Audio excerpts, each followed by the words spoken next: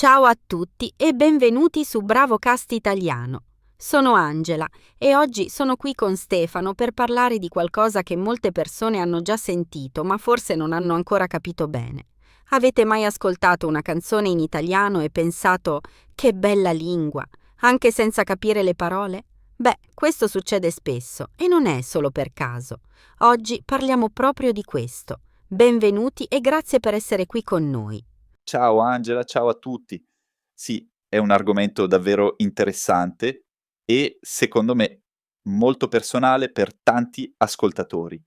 Io stesso, quando ero piccolo, sentivo canzoni in italiano e pensavo che fossero magiche, anche se non capivo niente di quello che dicevano. E adesso, dopo tanti anni, ho capito che c'è una ragione precisa per cui l'italiano suona così bene. Anzi, suona meglio nella nostra testa rispetto ad altre lingue. Esattamente, Stefano. E la cosa più bella è che non succede solo con la musica. Succede anche quando sentiamo qualcuno parlare italiano per strada, in un film o in un podcast come questo. C'è qualcosa nell'italiano che ci colpisce subito, qualcosa di caldo e familiare anche la prima volta che lo ascoltiamo. Ma perché? Qual è il segreto di questa lingua? Allora, la prima cosa da capire è come funzionano i suoni dell'italiano. In italiano ci sono tante vocali aperte. Pensa alle parole come amore, sole, mare, cielo. Queste parole finiscono con una vocale e questo crea una sensazione di apertura, di leggerezza. Non c'è quel suono duro e chiuso che si sente in alcune altre lingue. È come se ogni parola respirasse. Sì, è vero. E questo è molto importante per chi studia l'italiano come lingua straniera. Quando dici amore, per esempio, la bocca si apre quasi naturalmente. È come se la lingua ti chiedesse di rilassarti mentre parli.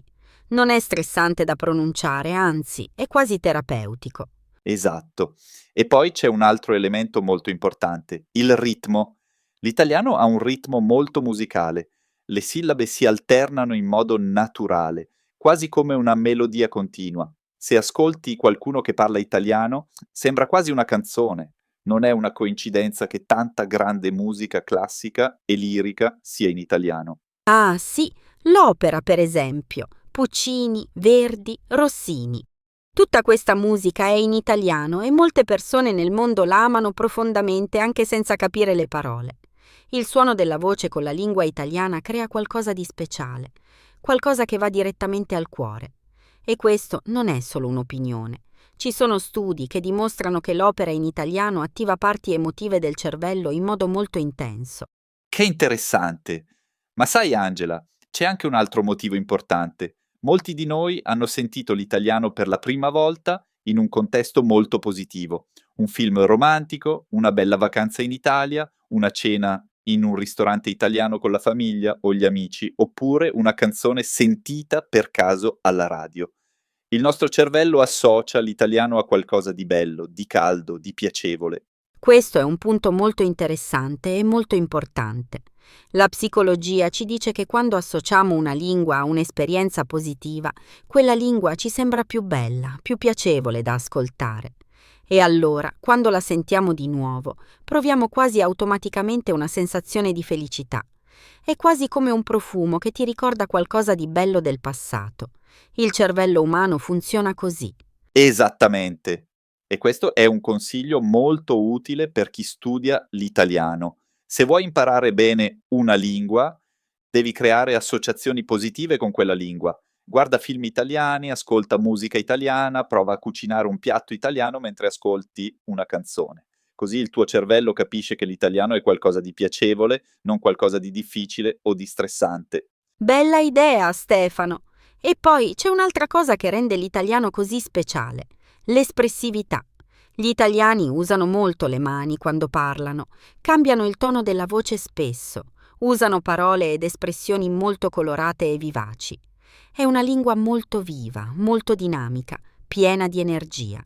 Sì, e questo si sente anche quando ascolti solo la voce, senza vedere la persona. Un italiano che racconta una storia sembra sempre molto appassionato, molto coinvolto in quello che dice.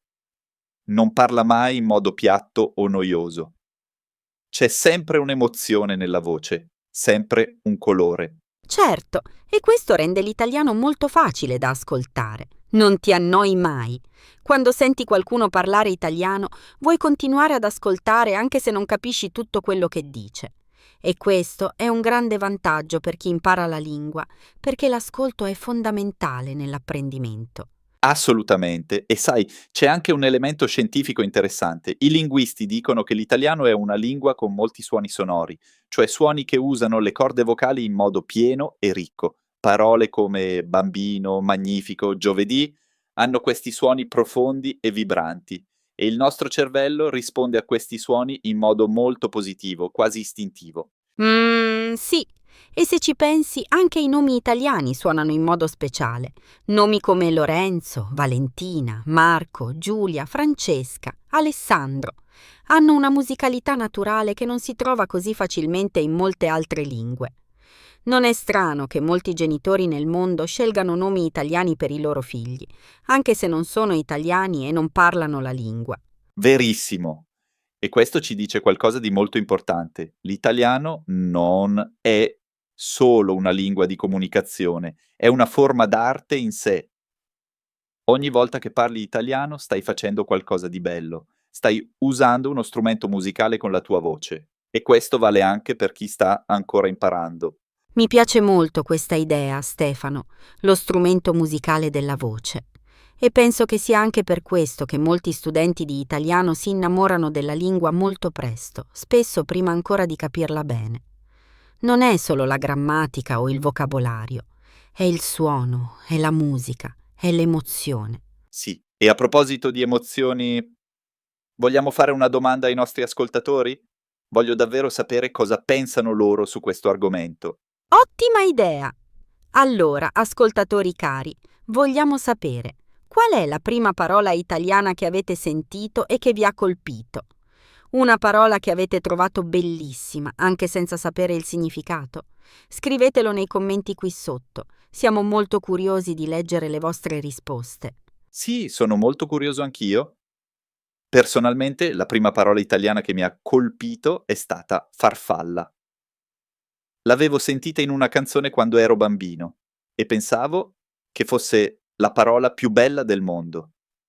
Solo dopo ho scoperto che significa butterfly in inglese, ma anche sapendo il significato la trovo ancora bellissima. Che bella storia, Stefano. Anch'io ho una parola del cuore. Meraviglia. La trovo straordinaria in ogni senso. Sembra già meravigliosa solo da ascoltare, come se il suono portasse già il significato dentro di sé. Ed è anche abbastanza facile da capire, no? Senti la parola e senti già qualcosa di grande, di speciale. Assolutamente. E questo ci riporta esattamente al tema di oggi. L'italiano suona meglio nella testa perché è una lingua piena di parole così. Parole che portano un'immagine, un'emozione, un colore. Non è solo comunicazione fredda, è poesia nella vita quotidiana. E sai cosa, Stefano? Penso che ci sia anche un altro motivo importante che non abbiamo ancora nominato. L'italiano viene dal latino, una lingua molto antica e molto influente. Il latino era la lingua della cultura, della filosofia, della religione per secoli e secoli. E molte parole italiane portano questa storia profonda dentro di loro. Hai assolutamente ragione. Quando usi una parola italiana stai usando qualcosa che ha migliaia di anni di storia dietro di sé. E questo, anche inconsciamente, si sente. La lingua ha una profondità, una ricchezza storica che si percepisce anche quando non la capisci completamente, anche quando sei ancora un principiante. Esatto. E per chi studia l'italiano, questo è un pensiero molto bello e motivante. Non stai solo imparando una lingua straniera, stai entrando in contatto con una tradizione culturale enorme e meravigliosa. La letteratura di Dante, la scienza di Galileo, la musica di Verdi, l'arte di Michelangelo, la cucina, la moda, il cinema. Tutto questo è connesso all'italiano. Bellissimo! E questo ci dà anche una grande motivazione per continuare a studiare ogni giorno, no? Ogni parola nuova che impari è come aprire una piccola finestra su questo mondo meraviglioso e ricchissimo. Non è mai uno studio inutile. Sì, E poi voglio aggiungere un'altra cosa pratica. Quando ascolti l'italiano, prova a non tradurre tutto subito nella tua testa. Prova invece a sentire il suono, a goderti la musica delle parole.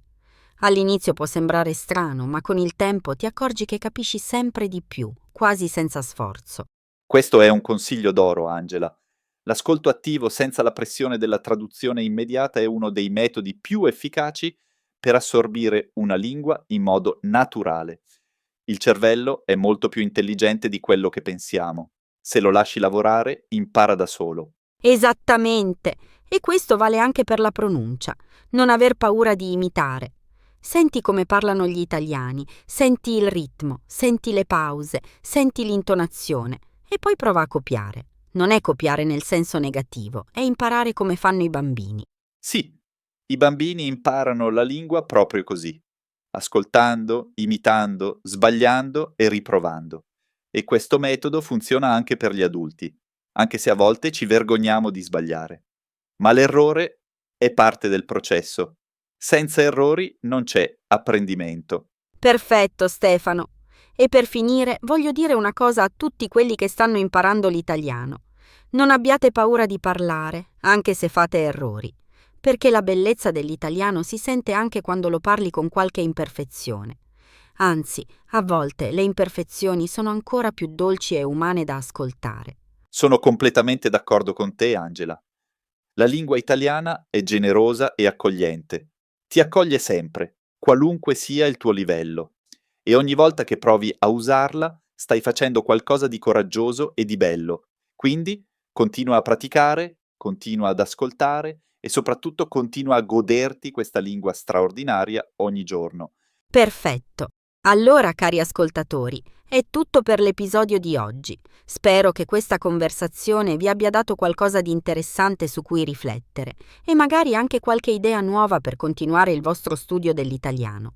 Ricordate, l'italiano non è solo una lingua da imparare, è una lingua da sentire, da vivere, da amare profondamente. E noi siamo qui ogni settimana per aiutarvi a fare esattamente questo. Grazie mille di cuore per aver ascoltato Bravocast Italiano. Se avete trovato utile questo episodio, lasciate un commento con la vostra parola italiana preferita e condividete questo podcast con qualcuno che sta imparando l'italiano. Aiutate a far crescere la nostra comunità. A presto, cari amici. Buona serata a tutti e buono studio. L'italiano vi aspetta.